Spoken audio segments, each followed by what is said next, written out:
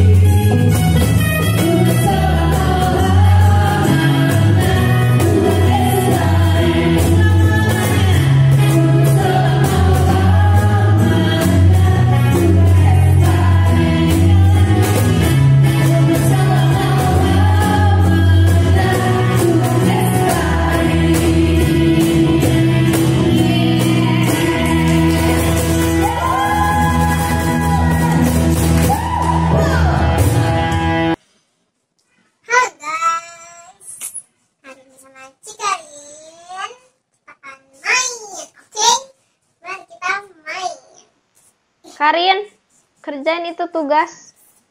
Banyak banget. Cepet kerjain. Ya, nanti dikerjain. Nanti mama belanja dulu. Ya, hari ini Nanti mama balik lagi, kamu harus udah beres tugasnya. Soalnya udah ditagih sama guru. tugas aku banyak banget. Belum beres. Ya. Nggak boleh main sebelum tugas selesai. Oke? Dah, mama mau pergi dulu. Banyak banget. Mama pergi dulu ya. Ya, hati-hati, Ma. Mama udah pergi.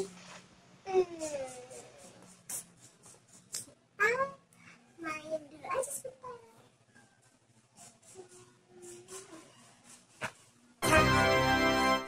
Dan nonton SpongeBob SquarePants.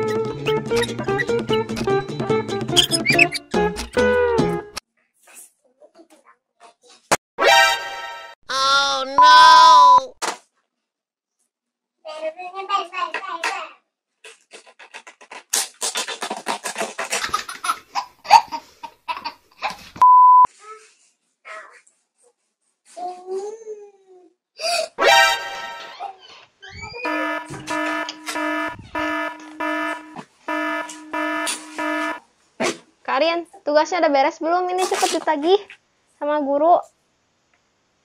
Aduh, dari tadi nih anak. Udah, ini lagi dikerjain, Pak. Dari tadi ngerjain kan tugas, hah? Kok baru nomor 1? Ih, jangan dulu dikumpulin dulu ke guru. Aku udah belum selesai. Ini susah Kamu banget. cepet kerjain. Ini guru kamu nungguin. Nanti nilai kamu 0 gimana? Ya, aku udah tadi kerjain. Ayo cepet kerjain. Tapi susah-susah. Ini lagi remote TV kok hilang. HP kamu juga kemana lagi? Ya, sedang. Kamu main? Ya. Selamat pagi adik-adik semua. Ketemu lagi dengan Cikarin. Kita akan belajar tentang firman Tuhan yang berkata kita tidak boleh berbohong. Siapa nih yang masih suka berbohong?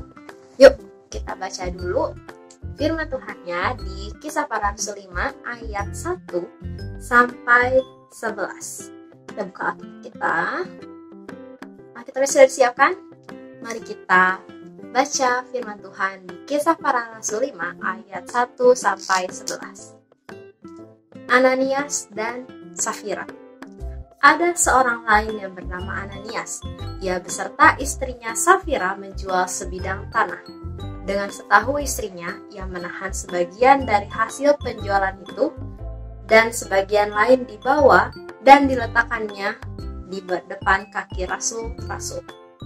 Tetapi Petrus berkata, Ananias, mengapa hatimu dikuasai iblis, sehingga engkau mendustai Roh Kudus dan menahan sebagian dari hasil penjualan tanah itu? Selama tanah itu tidak dijual, bukankah itu tetap kepunyaanmu? Dan setelah dijual, bukankah hasilnya itu tetap dalam kuasamu? Mengapa engkau merencanakan perbuatan itu dalam hatimu? Engkau bukan mendustai manusia, tetapi mendustai Allah.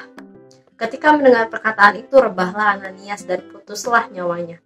Maka sangatlah ketakutan semua orang yang mendengar hal itu. Lalu datanglah beberapa orang muda. Mereka mengapani mayat itu, membusungnya keluar dan pergi menguburnya. Kira-kira 3 jam kemudian, masuklah istri Ananias, tetapi ia tidak tahu apa yang telah terjadi. Katakanlah, kata Petrus kepadanya, katakanlah kepadaku dengan harga sekiankah tanah itu kamu jual? Jawab perempuan itu, betul sekian, kata Petrus. Mengapa kamu berdua bersepakat untuk mencobai Roh Tuhan?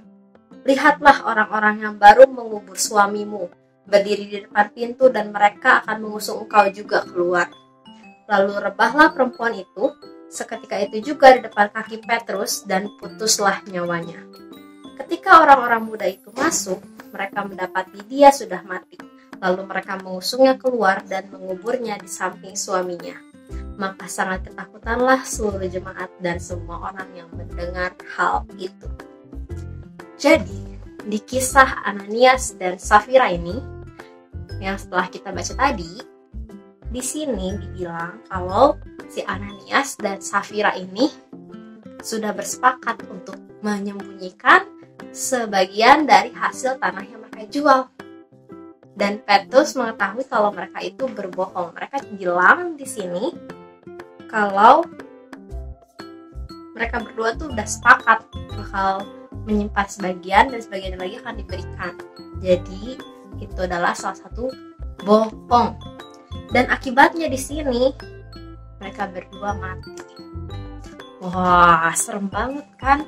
Bohong, ketahuan bohong, tahu-tahu jadi mati. Makanya bohong itu artinya tidak berkata seadanya. Atau jadi kita tuh kayak gimana ya? Sebenarnya misalnya kamu makan 5 nugget, tapi kamu bilang ke mama kamu, aku cuma makan 3 nugget kok, Mi. Itu namanya berbohong, oke? Nah, kita sebagai anak-anak Tuhan tuh nggak boleh bohong, tidak boleh berbohong, oke? Jadi kita harus jujur, selalu berkata jujur. Orang yang jujur dikasihi Tuhan. Nah, di sini juga dibilang kalau kita sebagai anak Tuhan, kalau kita jujur, kita menyenangkan hati Tuhan. Lalu bakal disukai, dihormati, dan juga dipercaya oleh orang lain. Jadi, buat adik-adik semua yang di rumah yang masih suka berbohong, ayo miliki keberanian untuk bicara jujur. Apapun yang udah kamu lakukan atau kebohongan apapun yang udah kamu lakukan, kamu harus bicara jujur ke misalnya mungkin ke papa mama, ke kakak atau ke cici. Ke siapapun kamu harus berkata dengan jujur. Tidak boleh menambah-nambahkan, tidak boleh mengurangi dari kejadian yang sebenarnya. Oke? Jadi pasti nanti waktu kamu berkata jujur, mungkin aja kamu akan mendapat resiko seperti yang diceritakan kita tadi. Bukan mati maksudnya. Kita mungkin bisa mendapat resiko seperti misalnya dimarahin orang tua, kenapa kamu gak jujur dari awal, gitu kan ya. Kita tetap harus berkata jujur. Sebagai anak-anak Tuhan kita harus terbiasa berkata jujur. Oke? Jadi setelah mendengar firman Tuhan yang tadi disampaikan, aku harus jujur sama mama kalau aku dari tadi gak ngerjain tugas. Takut dimarahin, tapi ya itu udah akibatnya. Aku juga pasti nanti dapat nilai 0 di tugas itu. Tapi yang penting aku harus jujur dulu mama. Maafin aku, tadi aku tuh bukan ngerjain tugas, tapi aku malah nonton TV, terus main HP, terus nonton YouTube. Jadi sebenarnya aku nonton dulu, main HP dulu, sama nonton YouTube. Jadi aku gak ngerjain tugas tadi.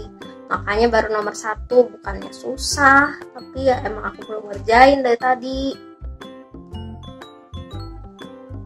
Iya, nilai aku pasti 0. Tapi gak apa-apa, itu akibatnya aku gak jujur sama mama. Dan aku juga nyepelein tugas. Iya, aku tahu salah. Nanti gak akan aku lakuin lagi deh. Iya, maafin ya Ma. Aku akan jujur untuk saat ini sampai nanti. Aku gak akan ulangin hal yang sama. Iya, aku janji. Yeay, aku udah berhasil ngomong jujur sama mama. Dan akhirnya aku udah gak deg-degan lagi. Kalau nilai 0 sih, ya udahlah. Emang itu akibat dari aku berbohong. Teman-teman jangan sampai. Nah, dari kisah yang tadi yang udah kita baca tentang Ananias dan Safira yang berbohong dengan memberikan sebagian dari hasil tanahnya kepada Petrus, kita sekarang lihat keadaan kita sekarang. Kita masih sering berbohong. Cici pernah berbohong, kalian juga pasti tentunya pernah berbohong, bukan? Nah, misalnya berbohong itu artinya tidak bicara jujur. Artinya kita ngomong dimanipulasi, tambah-tambahin, dikurang-kurangin. Nah, itu namanya berbohong. Contohnya, misalnya mami kamu goreng nugget nih, wangi nugget. Nah, lalu mami bilang kalau kalian masing-masing dapat 2 nugget. Tapi karena kamu suka banget sama nugget dan kamu pengen dapat lebih dari yang seharusnya, kamu ngambil bagian punya adik kamu. Jadi kamu makan 3 nugget. Lalu mami tanya, kenapa ini nuggetnya tinggal 1? Harusnya Dede dapat 2. Kok kamu makan 3 ya? Loh, enggak Mi, kayaknya tadi Dede udah makan. Atau enggak Mi, kayaknya Mami lupa deh gorengnya. Tadi gorengnya 3 kali Mami. Itu namanya berbohong. Kamu gak boleh berbohong. Ingat dari yang firman Tuhan yang tadi kita baca, mereka aja berbohong langsung mati. Wah, serem banget. Jadi kita harus membiasakan diri untuk terus berkata jujur. Jujur, J-U-J-U-R, oke? Karena kalau kalian jujur, kalian bakal menyenangkan hati Tuhan, disukai oleh orang-orang, terus dihormati, dan pastinya dipercaya sama orang-orang lain. Nah, kalian tahu kan bohong itu dosa? Jadi lebih baik jangan sekali-kali berbohong. Kalian harus membiasakan untuk hidup jujur. Memang kalau jujur pasti perlu keberanian. Kamu takut pasti. Aduh, nanti aku dimarahin, Ci. Nanti aku gak boleh makan nugget lagi. Gimana, Ci? Aduh, aku tuh suka banget nugget. Nah, jadi biasakan untuk bicara jujur. Karena orang jujur di sini menyenangkan hati Tuhan, disukai, dihormati, dan dipercaya oleh orang. Kalian sebagai anak Tuhan harus hidup jujur. Oke, teman-teman semuanya, kalian harus berani untuk berkata jujur. Kalau kamu ada bohong nih hari ini udah bohong, ayo datengin papa, mama, cici, koko, siapapun yang kamu bohongin, kamu minta maaf, karena hal itu menyedihkan hati Tuhan, menyakiti hati Tuhan. Oke, jangan lupa ayat hafalannya untuk hari ini yaitu di Amsal 16 ayat 13. Kita buka dulu Alkitabnya. Amsal 16 ayat 13. Kita buka. Nah, nih ya, Cici bacain. Amsal 16 ayat 13. Bibir yang benar dikenan raja dan orang yang berbicara jujur dikasihinya. Pakai gerakan ya. Oke. 1, 2, 3. Bibir yang benar dikenan raja. Oke. Bibir yang benar dikenan raja. Lalu, dan orang yang berbicara jujur dikasihinya. Oke, kita ulangi lagi ya, yuk sambil ngafalin. Amsal 16 ayat 13. Bibir yang benar dikenan raja, dan orang yang berbicara jujur dikasihinya. Oke, Amsal 16 ayat 13. Oke, ditunggu ya ayat hafalannya. Nah, tadi dari drama yang udah kita tonton, anak itu atau Cikarin versi jeleknya. Kak Cikarin berbohong karena Cikarin tidak mengerjakan tugas, tapi malah justru nonton TV, main game, terus ngapain lagi ya, nonton YouTube mungkin ya. Jadi intinya dari semua cerita yang sudah Cici sampaikan di sebelumnya, kita harus bicara jujur, apa adanya, tidak berbohong, karena bohong itu DOSA, oke? Bohong itu dosa. Kalian coba lihat kanan kirinya, siapa yang menemani kalian? Bilang, bohong itu dosa, bohong itu dosa, oke?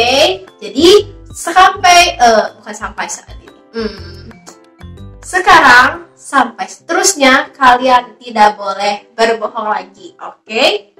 Ingat yang udah Cici bilang dan jangan lupa hafalannya. Cici tunggu ya. Dah.